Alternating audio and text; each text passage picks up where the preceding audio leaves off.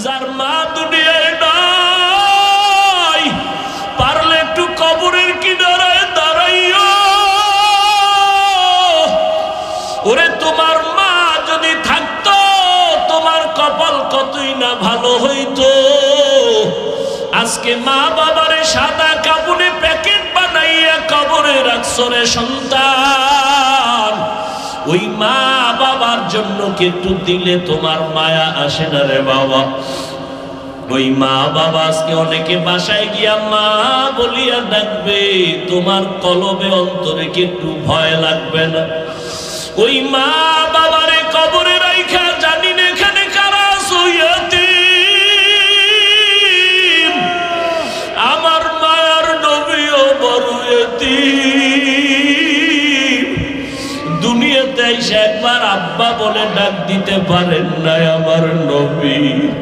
6 বছরে বাহারাইয়া নবী কাঁদেন। 8 বছরে দাদাকেও হারাইয়া নবী কাঁদেন। দাদার পাশে ঘুমায়, এরপরে দাদা 8 বছরে চলে গেল। চাচা আবু তালেবের পাশে নবী ঘুমায়। ঘুমের মধ্যে মাঝে মাঝে কাঁদে, আমার আম্মু কই, আমার আম্মু। দুনিয়াতে বাবার আদর পাইলাম না, মায়ের আদর পাইলাম না। ও মায়ার নবীর উম্মতেরা কেন ভুলিয়া গেছো? ওই মায়ার নবীর জন্য কি মায়া নাই?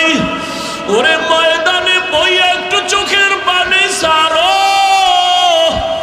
যদি কান্না না আসে তোমার, ডানে বামে দেখো কার চোখে পানি বের হয়ে গেল। হাতটা বাড়াই একটু দোয়া চাও। খোদার কসম কান্না ওলার দোয়া খালি ফেরত যাবে। ও আল্লাহর বান্দারা, যাদের চোখে পানি, আমিও আপনাদের কাছে দোয়া চাই। এই ময়দানে বোধহয় আমার মতো হতভাগা কেউ নাই, আমার মতো গুনাহগার কেউ নাই। এই চেয়ারে বসিয়া বয়ান করার আমার ইলম নাই, কিছুই নাই রে বাবা। আপনাদের কাছে একটু দোয়া চাই। কান্নাওয়ালা ভাইরে একটু দোয়া করিয়েন।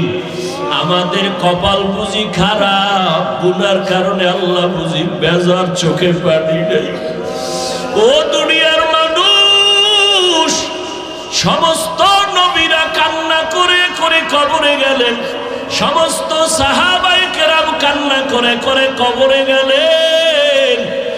ও আল্লাহর গোলাম, ও যুবক, দুনিয়ার ঘরে আগুন লাগলে পানি ছাড়া ঠান্ডা করা যায় না। গুনার কারণে জাহান্নামের আগুনও যদি থাকে, পানি ছাড়া ঠান্ডা হবে না। তবে দুনিয়ার আগুন বৃষ্টির পানিতেও ঠান্ডা করা যায়, নদীর পানি, পুকুরের পানি দিয়েও ঠান্ডা করা যায়।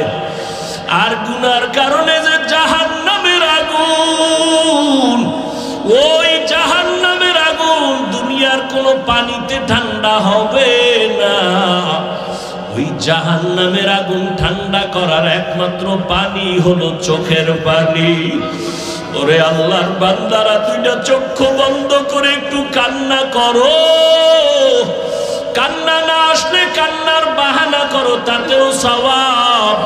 আমার আল্লাহকে মনে মনে বলো, হে আল্লাহ, কান্নাওয়ালা চক্ষু দান করো, কান্নাওয়ালা চক্ষু দান করে দাও। ওরে যার মা বাবা নাই, একবার আলহামদু সূরা কুল হুয়াল্লাহ 3 বার দরুদ শরীফ পড়িয়া দোয়া করিও। আর যার মা বাবা বেঁচে আছে, দোয়া নিতে ভুল করবা না রে বাবা। ও যুবকেরা, মা বাবার দোয়া নিয়ে আগাও। মাকে যদি বলো, মা আমার মাথায় হাত দিয়ে একটু দোয়া করিয়া দাও, মায়ের কলিজাটা ঠান্ডা হয়ে যাবে। মা তখন চোখের পানি ছেড়ে বলবে, বাবা আমি তোর উপরে কোনোদিন কোনো কষ্ট রাখি নাই রে বাবা, আমি কলিজা দিয়া দোয়া করিয়া গেলাম। ও যুবকেরা, ওই মায়ের না জানি কারা কাঁদাইছো।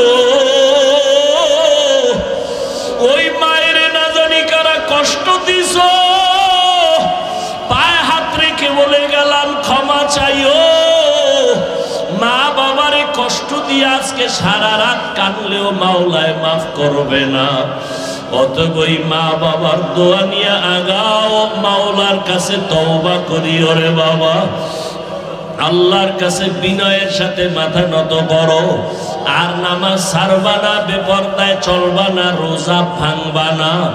স্কুলে পড়ো, কলেজে পড়ো, চাকরি করো, ব্যবসা করো, আল্লাহর কাছে মনে মনে পাক্কা নিয়ত করো, মরিয়া গেলে যাব হায়াতের মালিক আল্লাহ, রিজিকের যখন তখন। 9 মাস পর আপনি চিন্তা করবেন, আমি এটা বুঝাইতে চাই, একটু চিন্তা করেন তো, ফিনিশ ঘটনা, কোনো খবর নাই, সবাই যার যার অবস্থানে আছে। কেমনে মোবাইল হারাইলো, রাস্তায় ঘুরাইয়া কে পাইলো, এভাবে ঘুরতে ঘুরতে ঘুরতে ঘুরতে অপরাধী পার পাইল না, ধরা পড়েই গেল।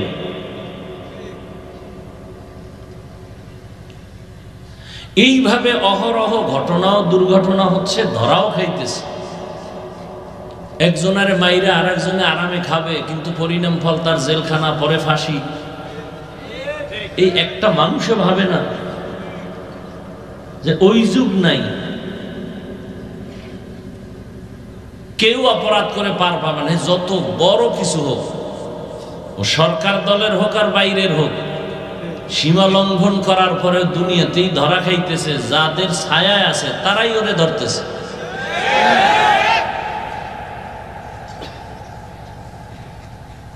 নারায়ণগঞ্জের 7 মার্ডার তো বহুল আলোচিত, সমালোচিত, পার পায় না তো কেউ। এটার কারণ কি জানেন?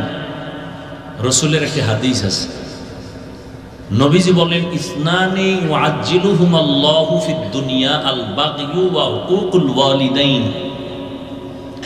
দুইটা অপরাধ আছে, এই দুইটা অপরাধ এমন যা দুনিয়াতে করলেই শাস্তি শুরু হবে মরার আগেই। এক অপরাধের নাম জুলুম, আর এক অপরাধের নাম মা বাবার সাথে বেয়াদবি। জুলুম 3 প্রকার: আল্লাহর সাথে জুলুম, নিজের সাথে জুলুম, অন্যান্য মাখলুকতের সাথে জুলুম। এই জুলুম করলেই শাস্তি মরার আগে শুরু হয়ে যায়, সীমা লঙ্ঘন করলেই শুরু, আর বাঁচার উপায় নেই।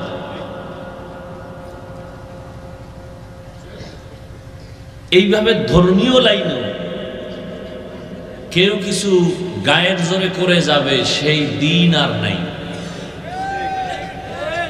এখন সবাই সচেতন, কোরআন হাদিসের সঠিক দলিল আমাদের সামনে পেশ করতে হবে। এগুলো না শুনে শুধু মোহাব্বত করা, এটাকে বলে অন্ধ ভক্ত। অন্ধ ভক্ত হওয়া ঠিক না, চোখ কান খোলা রেখে ভক্ত হতে হবে।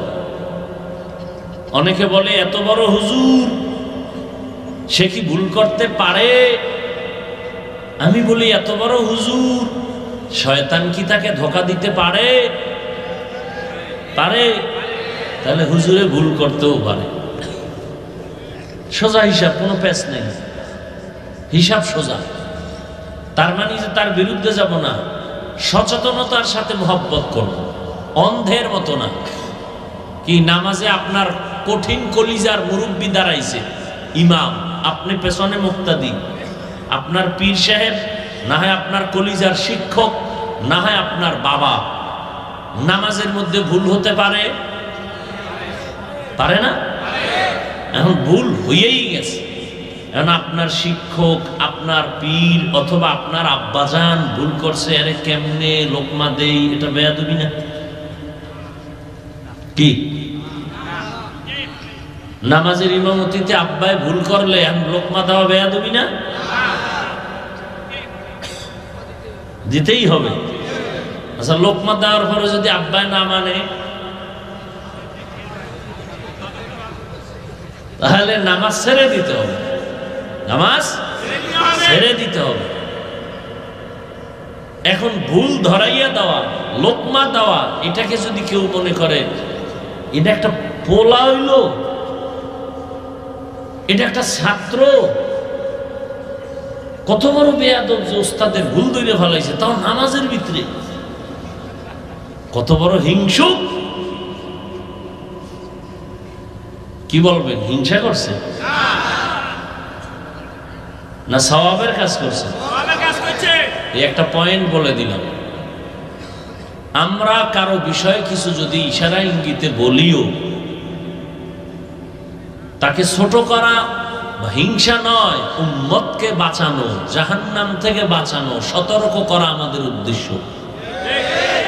নবীজি বিরোধিতা করেন নাই, সাহাবায়ে কেরাম করেন নাই, তাহলে বাতিলের বিরোধিতা করা অথবা আপনের মধ্যে কোনো ভুল করলে ধরাইয়া দেওয়া, এটা সুন্নতে নববী। আল্লাহ আমাদের সবাইকে কবুল করেন, আমিন। তো যে সূরা দুখানের আয়াত, ইন্না আনজালনাহু ফি লাইলাতিন মুবারাকাহ, আল্লাহ বলেন আমি কোরআন অবতীর্ণ করলাম বরকতের রাতে। এই মুবারক রাত্রের দ্বারা অনেক মুফাসসিরিনে কেরাম উদ্দেশ্য নিয়েছেন লাইলাতুল কদর। আর এটা তো সত্য যে লাইলাতুল কদরে আল্লাহ কোরআন নাজিল করছেন, এটা তো সত্য। তাহলে এখানে লাইলাতুল মুবারাকাতুন দ্বারাও লাইলাতুল কদর উদ্দেশ্য, কিন্তু ভিন্ন মুফাসসিরিনে কেরামরা বলেছেন না, এখানে লাইলাতুল মুবারাকা অর্থ হলো লাইলাতুল বারাআত, যেটাকে আমরা শবে বরাত বলি। এখন প্রশ্ন, এই উঠবেন না কেউ, শুরু করতে পারলাম না, ব্যারাম শুরু হয়ে গেছে। শুরুতে বলছি না আজকে কাম হিসাব করে করবেন, আজকে যা করবেন এক বছরের লিস্টটি কিন্তু ওইভাবে ঠিক হয়ে যাবে। যারা বিড়ি টানবেন হুশ করে টেনে, এক বছরের হিসাব।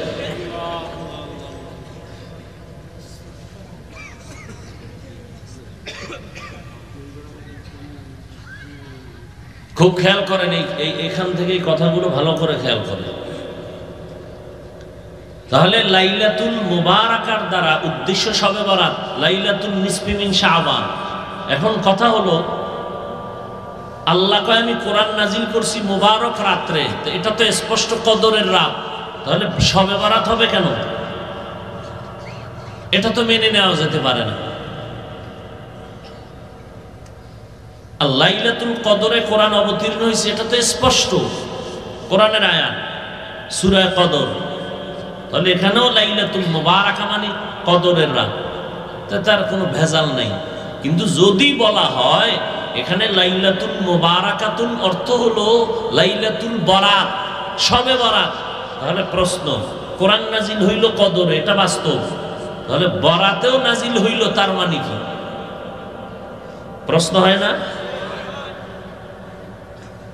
বরাতেও নাজিল হইল তার মানে, এখন যারা বলছেন কোরআন নাজিল হইছে মুবারক রাত্র মানে লাইলাতুল বরাতে, তার একটা জবাব দিছেন। কি জবাব?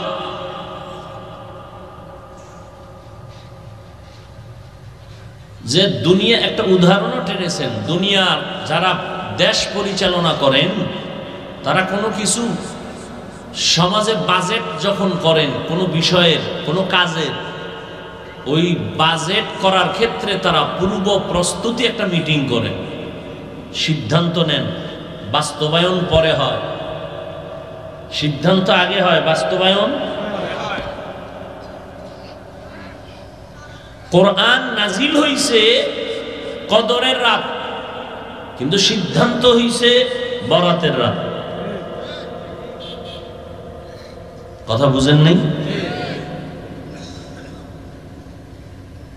কোরআন নাজিলের সিদ্ধান্ত আল্লাহ নিছেন এই বরাতের রাতে, আর বাস্তবায়ন করছেন কদরের রাতে। এক জবাব। দ্বিতীয় জবাব হলো, আল্লাহ পাক রব্বুল আলামিন আসমান আরশে আজিম থেকে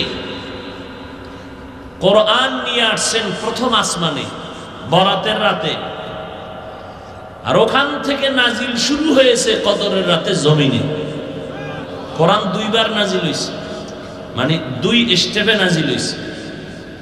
এই নাজিল হওয়ার ক্ষেত্রে কোরআনে দুইটা শব্দ আছে। কয়টা শব্দ? একটা হলো আনজালনা আর একটা হলো নাজ্জালনা। আনজালনা মানে একবারে অবতীর্ণ করা, নাজ্জালনা মানে বারবার অবতীর্ণ করা। আল্লাহ কোরআন অবতীর্ণ করছেন বারবার, না একবার, বারবার। তাহলে বারবার যদি হয় তো আনজালনা মানে একবার, একবারের তরজমা কি হবে? আর একবারেই যদি কোরআন নাজিল হয় তো নাজ্জালনার অর্থ কি হবে? কারণ কোরআন নাজিলের ক্ষেত্রে দুটোটা শব্দ আছে। ইন্না আনজালনাহু ফি লাইলাতিল কদর ওয়া মা আদরাকা মা লাইলাতুল কদর লাইলাতুল কদরি খায়রুম মিন আলফি শাহর। তো আনজালনা মানে একবার নাজিল করা, অবতীর্ণ করা। আবার বারবার হলো নাজ্জালনা। আল্লাহ সূরা বনী ইসরাঈলে বলেন وَنُنَزِّلُ مِنَ الْقُرْآنِ مَا هُوَ شِفَاءٌ وَرَحْمَةٌ لِّلْمُؤْمِنِينَ وَلَا يَزِيدُ الظَّالِمِينَ إِلَّا خَسَارًا وَنُنَزِّلُ مِنَ الْقُرْآنِ আমি কোরআন থেকে বারবার অবতীর্ণ করেছি। নাজ্জালনা মানে বারবার অবতীর্ণ করা, আনজালনা মানে একবার অবতীর্ণ করা। একবার যদি সত্য হয় তো নাজ্জালনার অর্থ কেমনে হবে? আর নাজ্জালনাই যদি সত্য হয় তো আনজালনার অর্থ কি হবে? মুফাসসিরিনে কেরাম বলেন দুটোটাই সত্য। আপনি মিথ্যা বলার উপায় আছে না। এবার তদবিক দিতে হবে, সামঞ্জস্য করতে হবে, দুটোটাকে মিলাইতে হবে, দুইটা দ্বিমুখী অর্থ। মুফাসসিরিনে কেরাম বলেন ইন্না আনজালনাহু ফি লাইলাতিল কদর। আনজালনা একবারে আল্লাহ কোরআন অবতীর্ণ করেছেন। আরশে আজিম থেকে প্রথম আসমানে আল্লাহ পাক পুরা কোরআন একবারে নাজিল করেছেন। আনজালনা, নাজ্জালনা মানে বারবার। আল্লাহ পাক প্রথম আসমান থেকে জমিনে আমার নবীর কাছে কোরআন অবতীর্ণ করেছেন বারবার, 23 বছর লাগাইয়া। এই জন্য বলা হলো নাজ্জালনা ওয়া নুনাজ্জিলু মিনাল কুরআন মা হুয়া শিফাউন ওয়া রাহমাতুল লিল মুমিনিন। বুঝেননি? যা বলি বুঝেননি? আমার পেস্টাস লাগাইবেন পরে যাবে। বাঙালি লিখতে না জানলো মুসবারজন, প্রশংসা না করতে পারলো বদনাম করতে বিসমিল্লাহ কয় না। হ্যাঁ, কুয়াতে নে কি নাদারি বদমকুন বরওয়াজুদে খদসতামবে হাদমকুন। আমি কয়টা ঝামেলার কথা কিন্তু আস্তে আস্তে আস্তে আস্তে সমাধান করে আসছি, কিন্তু মনে আসেনি? 1 নাম্বার ঝামেলা, কোরআন নাজিল হইছে কদরের রাত। তাহলে এখানে মুফাসসিরিনে কেরাম যারা নিলেন লাইলাতুল মুবারাকা মানে বরাতের রাত, একটা প্রশ্নের সমাধান দিছিনি? দিছি, মনে আসেনি? সিদ্ধান্ত হইছে বরাতের রাতে, বাস্তবায়ন হইছে কদরের রাতে। আর প্রশ্ন আছে? নাই। এইবার কইবেন তাহলে এই যে বুঝলাম, ঠিক আছে, কোরআন নাজিল সিদ্ধান্ত নিছেন বরাতের রাতে, বাস্তবায়ন হইছে কদরের রাতে, ঠিক আছে, তা কদরের রাতের মর্যাদা বরাতের রাতের এত মর্যাদা কেন? এদিন তো আর সিদ্ধান্ত নইছে মাত্র, তাহলে এই রাতের তো আর মর্যাদা এত হতে পারে না। এবার আসেন মর্যাদার বিষয়, রাসূলের হাদিস টানেন। عن علي رضي الله تعالى عنه عن النبي صلى الله عليه وآله وسلم إذا كانت ليلة النصف من شعبان فقوموا ليلها وصوموا نهارها। আলী রাদিয়াল্লাহু তাআলা আনহু বলেন, আলীকে জানেননি? প্রথম অবস্থায় নবীর চাচাতো ভাই পরবর্তীতে রসুলের সাহাবী, এর পরের স্টেপে রসুলের দেখছেননি। নবী বলেন আমার সাহাবীর দাম কত, আসহাবী কান্নুজুম, আমার এক একজন সাহাবী আকাশের নক্ষত্রের মতো সমতুল্য। সুবহানাল্লাহ তো বলছেন। যদি জিজ্ঞেস কি বুঝছেন, কি বুঝি না এটাও বুঝি। এলমেরা এজাজু করদন বেহিসাব, খলকেরা দাদন জওয়াবে বাসওয়াব। এক একটা সাহাবী এক একটা নক্ষত্রের সমতুল্য। আরবের মানুষগুলো যেই চরিত্রের, আমার আল্লাহ ওই চরিত্রের সামঞ্জস্যতার মোকাবেলায় জবাব হিসাবে আল্লাহ নবী পাঠান, নবীকে দ্বীন দান করেন। যেই যুগের মানুষ যেই অভ্যস্ত যেই চরিত্রের, ওই চরিত্রের মোকাবেলা করার জন্য ওই পরিমাণ অস্ত্র, ওই পরিমাণ বুদ্ধি হিকমত দিয়ে আল্লাহ নবী পাঠান। রহমতের নবী আসছেন, এরা পাখি উড়ায়। পাখি পাখি উড়তে গিয়া যদি ডানে যায় মনে করে কল্যাণ, বামে গেলে মনে করে অকল্যাণ। আকাশের তারকা দেখে দেখে ভাগ্য গণনা করে, আকাশের নক্ষত্র দেখে দেখে কপাল খুলে দেয়। নক্ষত্র ঠিক লাইনে আছে তো আমার কপাল ঠিক। নবীজি বলেন আমার সাহাবী এক একটা নক্ষত্র। ও মুমিন, তোমার কপাল যদি ঠিক করতে চাও, সাহাবীর আদর্শ তুমি মানবা।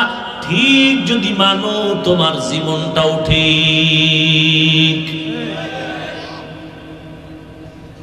আল্লাহর কোরআন আপনি মানবেন কিনা সেটা আপনার ব্যাপার। সাহাবাদের দাম কত? পুরা কিয়ামত পর্যন্ত আনেওয়ালা উম্মতের তারা আদর্শ। আমিনু কামা আমানান নাস।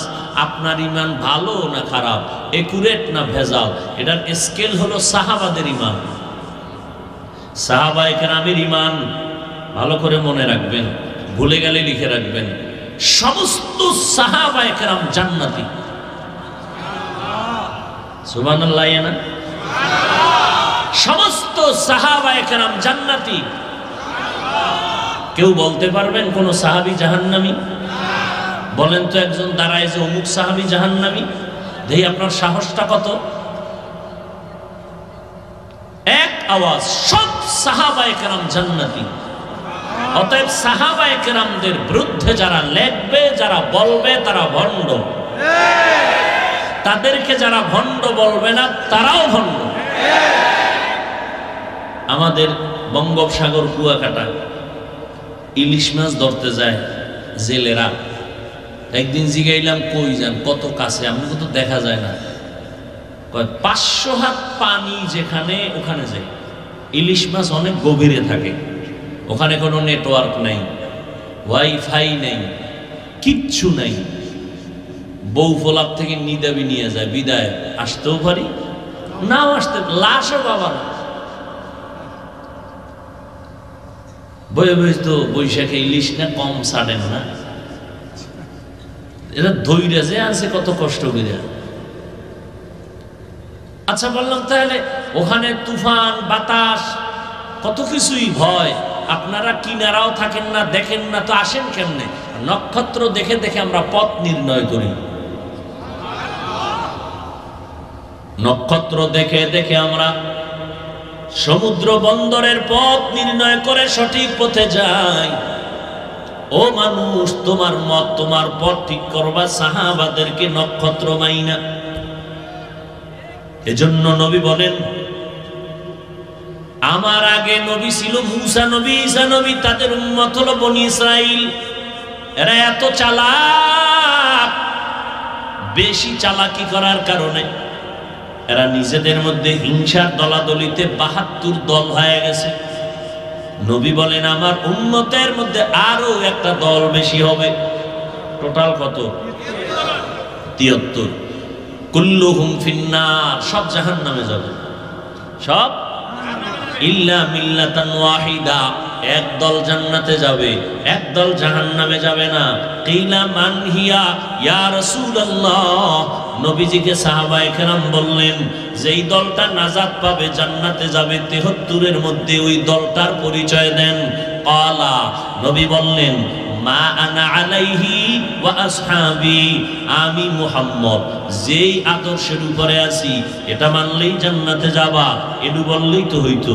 নবী এতটুকুই বলেন নাই, নবী বলেন আমি মুহাম্মদ যে আদর্শের উপরে আছি, আমার সাহাবায়ে কেরাম যে আদর্শের উপরে আছে, এই দোনোটার উপরে যারা জীবনকে পরিচালনা করবে তারা জান্নাতে যাবে। সাহাবায়ে কেরামের মূল্য আছে না নাই? সাহাবায়ে কেরাম সকল মুমিনের ঈমানের স্কেল। আমিনু কামা আমানান নাস। তাহলে লাইলাতুল বারাতের বরকত, পয়গম্বরের একজন নক্ষত্র, একজন সাহাবী, একদিকে তার চাচাতো ভাই, অপর দিকে তার সাহাবী হযরতে আলী 7 বছর থেকে 12 বছর, এর মধ্যে নবীর হাতে হাত লাগাইছেন। কয় বছর থেকে? 7, কেউ বলছেন 12, কেউ বলছেন 10। এই বয়সে গিয়া নবীর হাতে কালেমার পতাকা উড্ডীনের শপথ নিলেন হযরত আলী। এখন চাচাতো ভাই ছিল, এখন কালেমার শপথ নেওয়াতে কি হইছে? সাহাবী। এরপরে হবে কি? জামাতা হবেন। তাও কেমন জামাই? নবীর কলিজা হলো ফাতেমা রাদিয়াল্লাহু আনহা। নবীর 4 কন্যা, এর মধ্যে কলিজা, নবীকে আমার কলিজা কে? ফাতেমা রাদিয়াল্লাহু আনহা। বর্তমান দুনিয়াতেও রহমতের নবীর আওলাদ আর বংশধারাটা এখনো বেঁচে আছে, ধারাটা চলতেছে ফাতেমা রাদিয়াল্লাহু আনহার দ্বারা। নবী বলেন যে ফাতেমারে কষ্ট দাও, সে আমি মুহাম্মদের এই কষ্ট দাও। ওই ফাতেমাকে রহমতের নবী চয়েস করে হযরত আলীর হাতে দিলেন। আলীর ব্যাপারে নবী বলেন আলীর মেধা কত জানো, আলীর দাম কত জানো? আনা দারুল হিকমা ওয়া আলিয়ুল বাবুহা, আমি মুহাম্মদ হলাম ইলম ও হিকমতের ঘর, আর এই ইলম ও হিকমতের ঘরের দরওয়াজা হলো আমার আলী।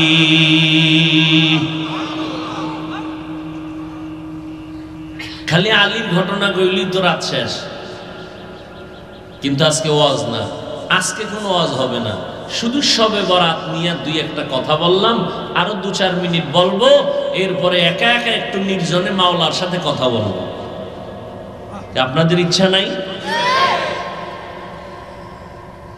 বন্ধুর সাথে বন্ধুর মোহাব্বতের মিলন মেলা কি ওপেনে হয় না গোপনে হয়? সেক্ষেত্রে কি রাত্র নিরাপদ না দিন নিরাপদ? রাতের মধ্যে কি প্রথম রাত না মধ্যরাত না শেষ রাত? অতিও গভীর হয় রজনী যখন, নীরবে প্রভুর নাম জপিও তখন। প্রভুর করুণা যদি পাইবারে চাও, গভীর রাতে উঠে প্রভুর গুণগান গাও। সবাই ওই রাইতে গুনগুন গুনগুন করে আল্লাহর সাথে কথা বলে। আল্লাহওয়ালা যারা তাদের বাড়ির পাশে দেওয়ালে দাঁড়াইবেন, দেখবেন মৌমাছির মতো আওয়াজ হচ্ছে ভেতরে, কান্নার আওয়াজ।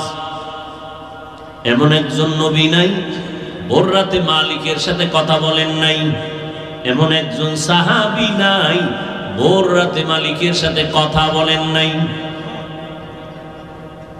যত আল্লাহওয়ালা, আল্লাহর প্রিয় বান্দা প্রিয় হয়েছে ভোর রাতে আল্লাহর সাথে লাইন লাগাই। কারণ আল্লাহ ফজরেও আসেন না, জোহরেও আসেন না, মাগরিবেও আসেন না, আসরে আসেন না, এশায় আসেন না। বান্দাকে দেওয়ার জন্য আমার আল্লাহ আসেন কখন? শেষ রাত।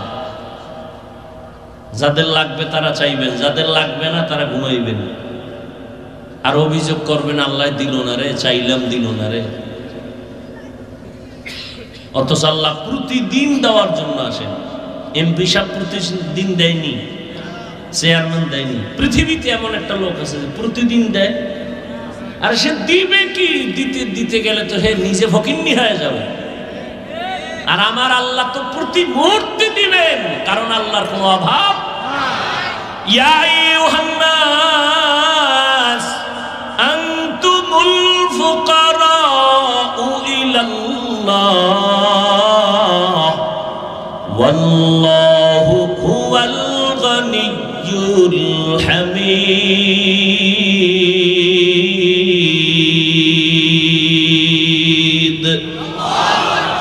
আল্লাহ বলেন, ও মানুষ, তোরা সব ফকির, আমি আল্লাহ ধনী। শুধু ধনী না, আমি প্রশংসিত ধনী। দুনিয়ার মানুষ ধনী আছে না, বদনাম আছে। আমার আল্লাহ বলেন, আমি প্রশংসিত ধনী, আমার কোনো বদনাম। গর্তাওয়াকুল মিকুনি হার সবহ শাম মিরাসানাদ রিজকে তু আজলা মাকাম জুজবা হাকচি জে মখাজ ইনসুজা ফজলে উআ মস্তে দর জুমলা জাহা ইন্না আনজালনাহু ফি লাইলাতিন মুবারাকাতিন ইন্না কুন্না মুনজিরিন। লাইলাতিন মুবারাকা উদ্দেশ্য হলো শবে বরাত। শবে বরাতে আল্লাহ কোরআন অবতীর্ণ করেছেন, তার জবাব। কোরআন তো অবশ্যই কদরে নাজিল হইছে, শবে বরাতে আবার হবে কেমনে? জবাব দিয়েছে, এই রাতে নাজিলের সিদ্ধান্ত নিয়েছেন, কদরে বাস্তবায়ন করেছেন। মনে আসেনি? দ্বিতীয় কথা হলো, কোরআন নাজিলের ক্ষেত্রে দুই শব্দ, আনজালনা নাজ্জালনা। আনজালনা মানে একবারে অবতীর্ণ করা, নাজ্জালনা মানে বারবার অবতীর্ণ করা। আল্লাহ আরশে আজিম থেকে একবারে কোরআন অবতীর্ণ করেছেন কদরের রাত প্রথম আসমানে, আর ওখান থেকে জমিনে আমার নবীর কাছে বারবার 23 বছর লাগায় অবতীর্ণ করেছেন। এজন্য আল্লাহ বলেন, ওয়ানুনাজ্জিলু মিনাল কুরআন মা হুয়া শিফা।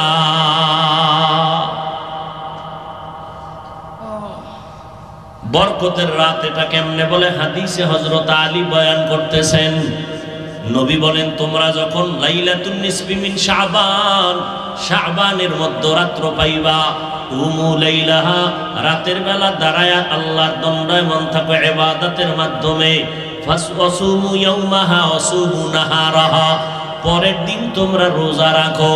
এটা নফল ইবাদত। তবে শবে বরাতের কোনো আলাদা ইবাদত নেই, শবে বরাতের আলাদা কোনো রোজা নাই, নামাজ নাই, যেটা শবে বরাত উপলক্ষে নফল হিসাবে করবেন। 1 রাত, 10 রাকাত, 8 রাকাত, 2 রাকাত, যা পারেন পড়তে থাকবেন।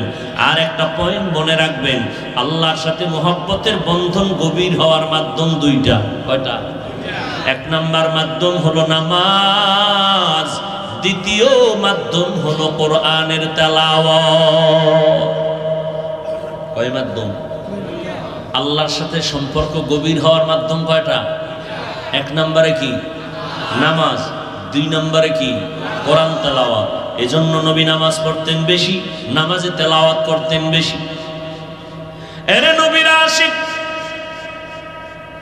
আম্মা জান আয়েশা রাদিয়াল্লাহু তাআলা আনহা বয়ান করতেছেন, নবী রমাজান ছাড়া অধিকাংশ রোজা রাখতেন, নফল রোজা বেশি রাখতেন। তবে শাবানে এত পরিমাণ নফল রোজা রাখছেন, অন্য মাসে রাখেন নাই। নবী প্রস্তুতি নিছেন, রোজা আসার আগেই যেন আমি অভ্যাস হয়ে যায় আমার রোজা রাখা, আগের থেকেই রোজা রাখার অভ্যাস। আর আপনার সন্তানের বয়স 25, রোজা রাখে না, এখনো বয়স হয় নাই। আর এক গাদ্দার আছে কিছু, এরা বলবে আমার ঘরে কি ভাতের টান আছে, রোজা রাখবো কেন? আছে না নেই? আর এক দল আছে, রোজা রাখলে রোগ বেড়ে যায়। আল্লাহর মোহব্বত যদি থাকে, তুমি রোজাটারে ঔষধ বানাও। রোজা আমার রোগের ঔষধ। তুমি রোজাটারে রোগ বানাও কেন? আই নিমো খারাপ, রোজাটাকে তোমার রোগের ঔষধ বানাও। সুস্থ করেন কে? অসুস্থ করেন কে? তুমি এত পণ্ডিতি করো কেন? রোজাটারে তুমি তোমার রোগের ঔষধ বানায় নাও। মালিকের বলো, হে মালিক, আমি একটা রোজাও ভাঙবো না, মেহেরবানি করে আমার রোজার বরকতে আমাকে সুস্থ বানায় দেন। দেখবেন আল্লাহ কবুল কইরা ফেলাইবেন। আল্লাহ তো আলাদা মাইয়ে হলা নাই যে আপনার দোয়াটা একটু পরে কবুল করবেন, তার মাইয়ে হলাটা আগে করবেন। আল্লাহ অন্য কেউ আছে?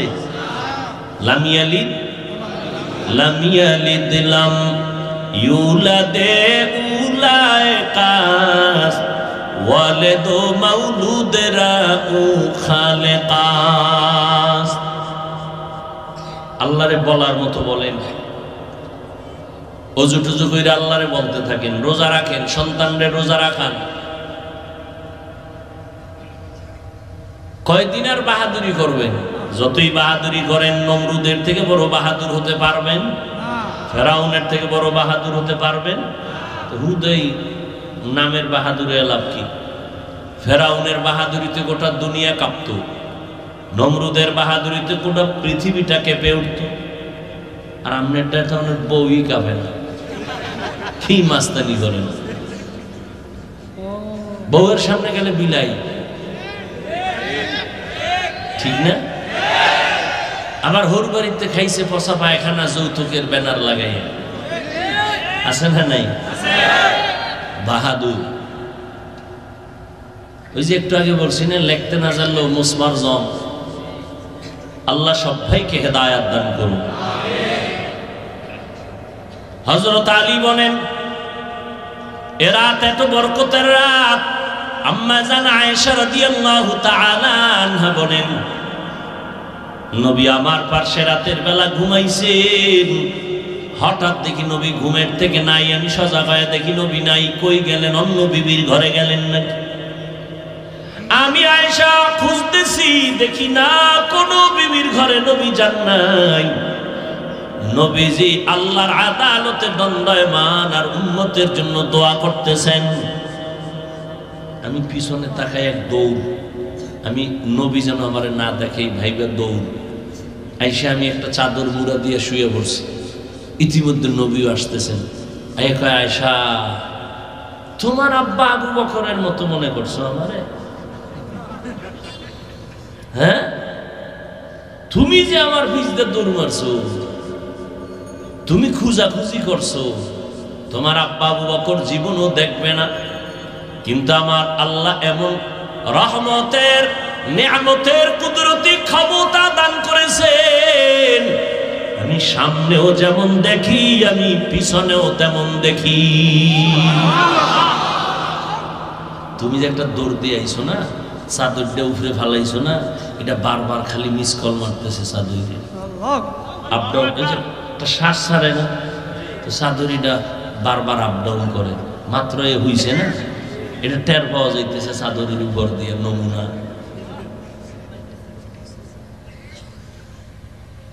এইবার আয়েশা শুনো, আজকের রাত্রটা কত বরকতের রাত। এই জন্য আমি ওইটা ইবাদতের মধ্যে চলে গেলাম। আর আমার উম্মতের জন্য আল্লাহর কাছে মাগফিরাতের দোয়া করেছি।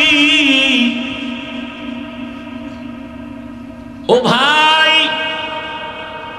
কেউ যদি বলেন আজকের রাত আমি শবে বরাত হিসাবে মানি না, আপনার কথাটা যদি আমি 1 মিনিট মেনে নেই, ঠিক আছে, আপনার মানা লাগবে না।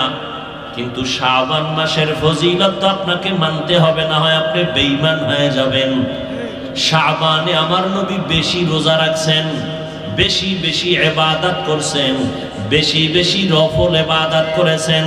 অতএব আপনি আল্লাহর জন্য নবীর সুন্নাত হিসাবে শাবানের বরকত মনে করে যদি আপনি রোজা রাখেন, আপনি যদি রাতের বেলা ইবাদত করেন, গুনাহ হওয়ার কোনো সুযোগ নাই। বিরোধিতা কেন করেন? মানুষ তো ইবাদতের লাইনে আসতেই চায় না। এমনিই তো নাচনেওয়ালা বুড়ি, আরো যদি পায় ঢোলের বাড়ি। এমনিই মানুষ ইবাদত করতে চায় না, আরো যদি বলে ইবাদত লাগে না। ওলামায়ে কেরাম আছেন,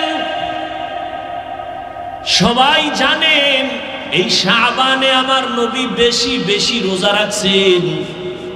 নফল রোজা, অন্য মাসে এত পরিমাণ রোজা রাখেন নাই, অতএব সেই মনে কইরা শাবানের ইবাদত করেন। এই মিয়া দোয়া আছে না, পৃথিবীর কোনো মাওলা নাই দোয়াটা অস্বীকার করে। নবীজি রজব মাসের চাঁদ দেইখা দোয়া শুরু করতেন, আল্লাহুম্মা বারিক লানা ফি রাজাব ওয়া শাবান ওয়া বাল্লিগনা রমাজান। এই দোয়াটা শুনছেন না? এই দোয়ার বিরুদ্ধে কোন হুজুরে কিছু কইছে? আচ্ছা দোয়াটায় কি কয় জানেননি? ও আল্লাহ, বরকত দান করো রজব মাসে, শাবানে হায়াতটা বাড়াইয়া রমজান পর্যন্ত পৌঁছাইয়া দাও। তাহলে রজবে বরকত আছে না নাই? শাবানে বরকত আছে না নাই? কি বিড়ি টানলে? হ্যাঁ বিড়ি টানলে? ইবাদত করবেন, ফরজ রোজা ছাড়া যাবে না, রাখতেই হবে। তবে নফল রোজা রাইখা রাইখা একটু ট্রেনিং দেন, যেন রোজার মাস আসলে কষ্ট না হয়। আল্লাহর শুকর, 6 বছর থেকে রোজা রাখা শুরু করেছি, আজকের দিন পর্যন্ত জিন্দেগিতে একটা রোজা মা বাবায় ভাঙ্গায় নাই। কয় বছর থেকে? আল্লাহর শুকর, আমার 6 বছরের মাইয়াও 6 বছর থেকে রোজা রাখে। রোজা যদি না রাখতে উঠাই, মাঝে মাঝে উঠাই না, ঘুমাইতেছে ঘুমাক, ওই দিন আর খায় না, না খায় থাকে। উঠাইলাম না কেন শাস্তি? আর আমনের পোলা দামরা হয়ে গেছে, কুলের বলদ হয়ে গেছে। অনেকের 2-3টা মাইয়ে বলে, এরপর বাপে কর বয়স হয়, আর কবে হইব, আর কবে হইব? এরে যুবক, বেয়াদবি মাফ করে দিও, মোহাব্বতের দাবিতে কথা বললাম, রাগ করিও না রে বাবা। তোমার হিসাব তোমাকেই দিতে হবে, তোমার কবরে তুমি যেতে হবে। তোমার মতো কত যুবক দেখো জীবনে মাদ্রাসায় পড়ে নাই, জেনারেল লাইনে থাকিয়াও 5 বেলার নামাজ পড়ে। ঢাকা কলেজে যাও, জাহাঙ্গীরনগরে যাও, যাও, আমি এটি তথ্য নিয়ে নগদ তথ্য দিয়ে বয়ান করতেছি। সলিমুল্লাহ হলে যাও ঢাকায়, তোমার মতো যুবক, মাথায় পাগড়ি, লম্বা দাড়ি, লম্বা জামা, পেছন দিক থেকে তাকাইলে মনে হয় বাইতুল মুকাররমের এক ইমাম, কিন্তু জীবনে মাদ্রাসায় পড়ে নাই। ভাইজান তুমি করো কি? কয় ঢাকা কলেজে পড়ি। এই সূরাত কেন? কয় কোরআনওয়ালাদের মোহাব্বতের রং। সিবগাতাল্লাহি ওয়া মান আহসানু মিনাল্লাহি সিবগাহ ওয়া নাহনু লাহু আবিদুন। আহা, কেমন বাবা হইলেন! রোজা রাখলে ছেলের চেহারাটা ফুটন্ত গোলাপ, নষ্ট হয়ে যাবে, বিয়ার সময় চেহারা কইবাম। এরম বাবা আছে না? আম্মা জানকে ওঠ, সাহারি খা, 2-1টা রোজা রাখ। বাবা না না না, সাবধান, রোজা রাখলে চেহারা নষ্ট হয়ে যায়। ওই আব্বা জানকে একটু জিজ্ঞাসা করতে মনে চায়, এই আব্বা জান, তোমার ছেলে রোজা রাখলে চেহারা নষ্ট হবে, কিন্তু তাকাইয়া দেখছো তোমার ওই ছেলেটা রাতের বেলা দরওয়াজা জানালা বন্ধ করে সারা রাত মোবাইল চালাইলো। মোবাইলে কবিরা গুনাহ দেখতে দেখতে দেখতে দেখতে চেহারা নষ্ট হয়ে গেছে। এখন চেহারার দিকে তাকাইলে কোনো মায়া লাগে না, কোনো আকর্ষণ নাই, চেহারায় কোনো উজ্জ্বলতা নাই। বলো বাবা, তোমার ছেলে যে মোবাইলে গুনাহ কইরা চেহারা নষ্ট করছে, কোন মেডিসিন দিয়া ভালো করবা?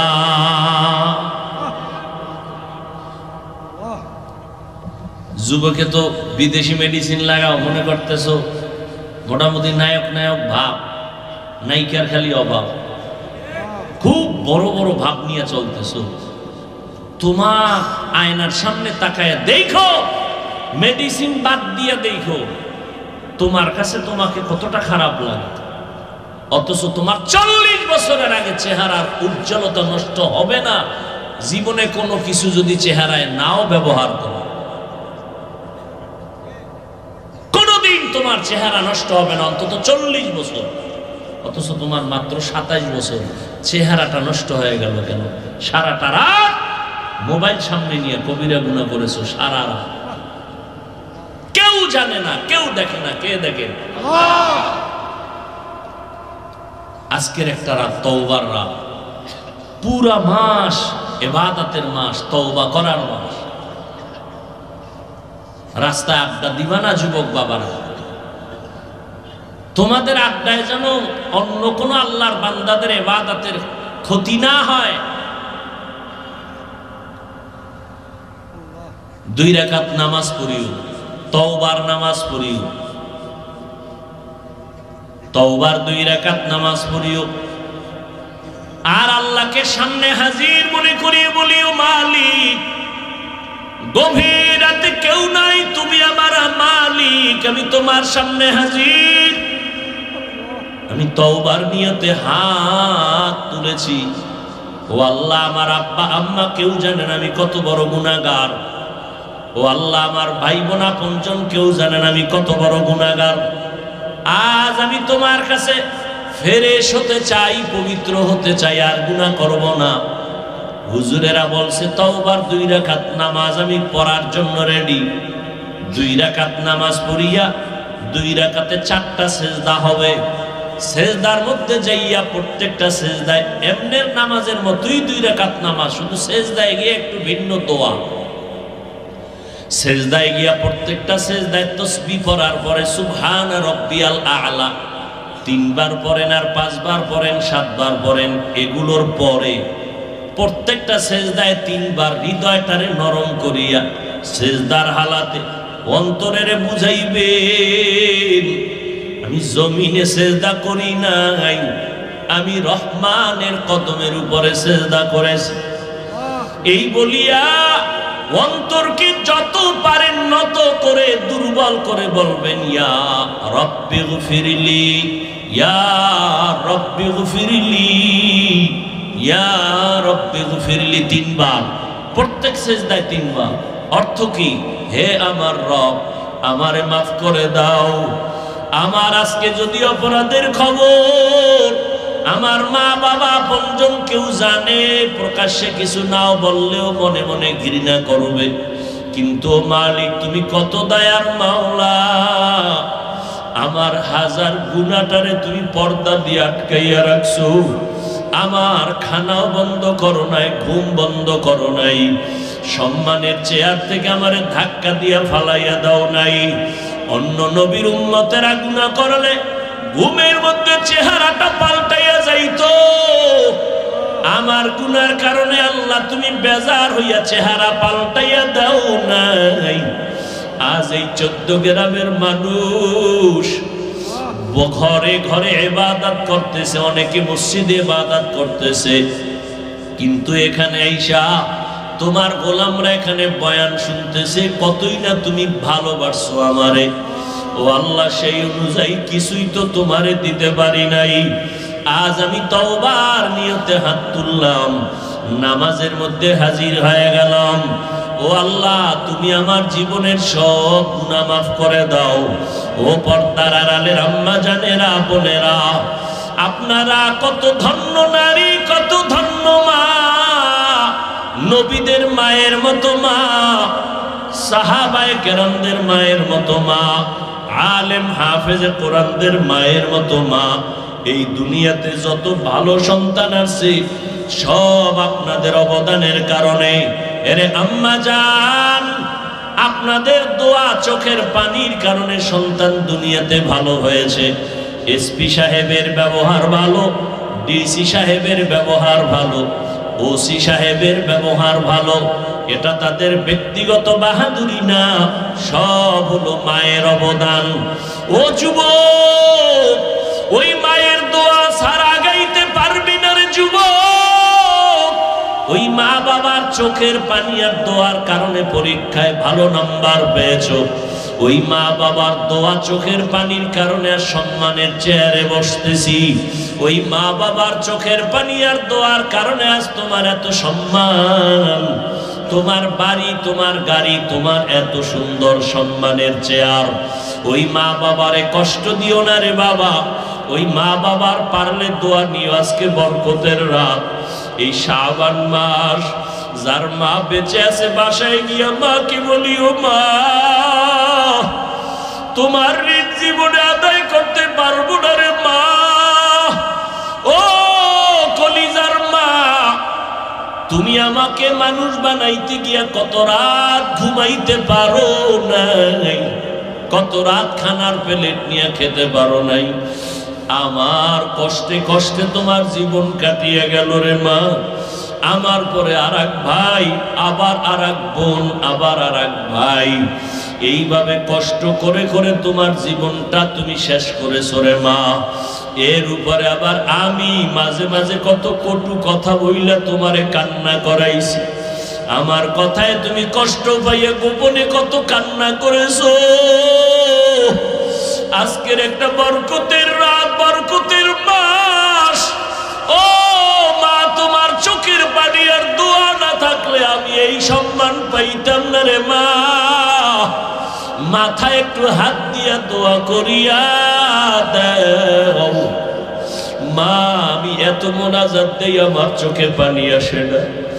আবার ডানে বামে কত বান্দা, কত যুবকের চোখে দেখি পানি।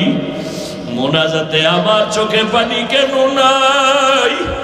গুনার কারণে দিলটা পাথর। গুনার কারণে আমার আল্লাহ বুঝি আমার উপরে বেজার। আমার ডানে বামে বান্দার চোখে কত পানি,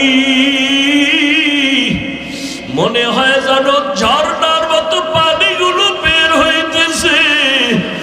আর আমি এত নিষ্ঠুর, গুনাহ করতে করতে করতে করতে মনে হয় যেন আমি মাওলার রহমতের দরজা থেকে অনেক দূরে সরিয়ে গেছি। আসলেই চক্ষু দুইটা বন্ধ করে দেখলাম আমার গুনার কারণে দুইটা হাত নাপাক হয়ে গেছে। গুনার কারণে আমার জিহ্বা নাপাক, আমার চোখ নাপাক। আমার গুনার খবর দুনিয়াতে আমার কেউ জানে না। ও আল্লাহ, আজ আমি তোমার দরবারে হাজির হয়ে গেছি। ও যুবক বাবারা, মায়ের কাছে যাই একটু দোয়া নিও, বাবার থেকে দোয়া নাও। মা বাবাই যদি দোয়া করে আর সে আজিমে যাইতে মাঝখানে কোনো পর্দা থাকবে না রে বাবা। যার মা দুনিয়ায় নাই, পারলে একটু কবরের কিনারায় দাঁড়াইও। ওরে তোমার মা যদি থাকতো, তোমার কপাল কতই না ভালো হইতো। আজকে মা বাবারে সাদা কাপড়ে প্যাকেট বানাইয়া কবরে রাখছো রে সন্তান। ওই মা বাবার জন্য কি একটু দিলে তোমার মায়া আসে না রে বাবা? ওই মা বাবা আজকে অনেকে বাসায় গিয়া মা বলিয়া ডাকবে, তোমার কলবে অন্তরে কি একটু ভয় লাগবে না? ওই মা বাবারে কবরে রাইখা জানি না এখানে কারা সইয়াতি। আমার মায়ার নবীও বড় এতিম। দুনিয়াতে এসে একবার আব্বা বলে ডাক দিতে পারেন নাই আমার নবী। 6 বছরে বাহারাইয়া নবী কাঁদেন। 8 বছরে দাদাকেও হারাইয়া নবী কাঁদেন। দাদার পাশে ঘুমায়, এরপরে দাদা 8 বছরে চলে গেল। চাচা আবু তালেবের পাশে নবী ঘুমায়। ঘুমের মধ্যে মাঝে মাঝে কাঁদে, আমার আম্মু কই, আমার আম্মু। দুনিয়াতে বাবার আদর পাইলাম না, মায়ের আদর পাইলাম না। ও মায়ার নবীর উম্মতেরা, কেন ভুলিয়া গেছো? ওই মায়ার নবীর জন্য কি মায়া নাই? ওরে ময়দানে বইয়া একটু চোখের পানি সারো। যদি কান্না না আসে তোমার ডানে বামে দেখো কার চোখে পানি বের হয়ে গেল। হাতটা বাড়াই একটু দোয়া চাও, খোদার কসম কান্নাওয়ালার দোয়া খালি ফেরত যাবে। ও আল্লাহর বান্দারা, যাদের চোখে পানি, আমিও আপনাদের কাছে দোয়া চাই। এই ময়দানে বোধহয় আমার মতো হতভাগা কেউ নাই, আমার মতো গুনাহগার কেউ নাই। এই চেয়ারে বসিয়া বয়ান করার আমার ইলম নাই, কিছুই নাই রে বাবা। আপনাদের কাছে একটু দোয়া চাই, কান্নাওয়ালা ভাইরে একটু দোয়া করিয়েন। আমাদের কপাল বুঝি খারাপ, গুনার কারণে আল্লাহ বুঝি বেজার চোখে পানি নেই। ও দুনিয়ার মানুষ, সমস্ত নবীরা কান্না করে করে কবরে গেলেন, সমস্ত সাহাবায়ে কেরাম কান্না করে করে কবরে গেলেন। ও আল্লাহর গোলাম, ও যুবক, দুনিয়ার ঘরে আগুন লাগলে পানি ছাড়া ঠান্ডা করা যায় না। গুনার কারণে জাহান্নামের আগুনও যদি থাকে পানি ছাড়া ঠান্ডা হবে না। তবে দুনিয়ার আগুন বৃষ্টির পানিতেও ঠান্ডা করা যায়, নদীর পানি পুকুরের পানি দিয়েও ঠান্ডা করা যায়। আর গুনার কারণে যে জাহান্নামের আগুন, ওই জাহান্নামের আগুন দুনিয়ার কোনো পানিতে ঠান্ডা হবে না। ওই জাহান্নামের আগুন ঠান্ডা করার একমাত্র পানি হলো চোখের পানি। ওরে আল্লাহর বান্দারা, দুইটা চক্ষু বন্ধ করে একটু কান্না করো। কান্না না আসলে কান্নার বাহানা করো, তাতেও সওয়াব। আমার আল্লাহকে মনে মনে বলো, হে আল্লাহ, কান্নাওয়ালা চক্ষু দান করো, কান্নাওয়ালা চক্ষু দান করে দাও।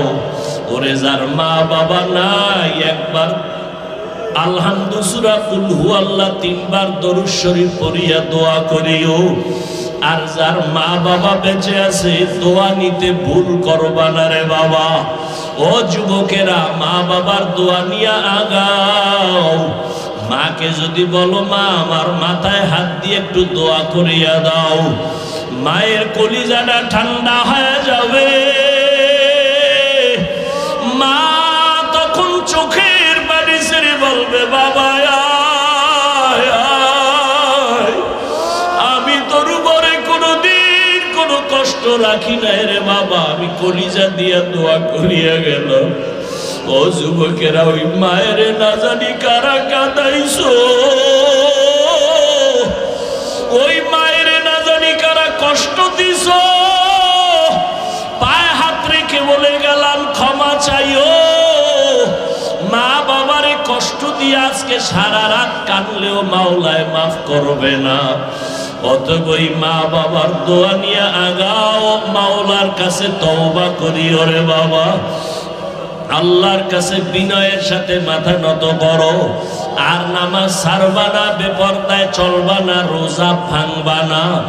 স্কুলে পড়ো, কলেজে পড়ো, চাকরি করো, ব্যবসা করো, আল্লাহর কাছে মনে মনে পাক্কা নিয়ত করো, মরিয়া গেলে যাব হায়াতের মালিক আল্লাহ, রিজিকের মালিক আল্লাহ, ইজ্জতের মালিক আল্লাহ।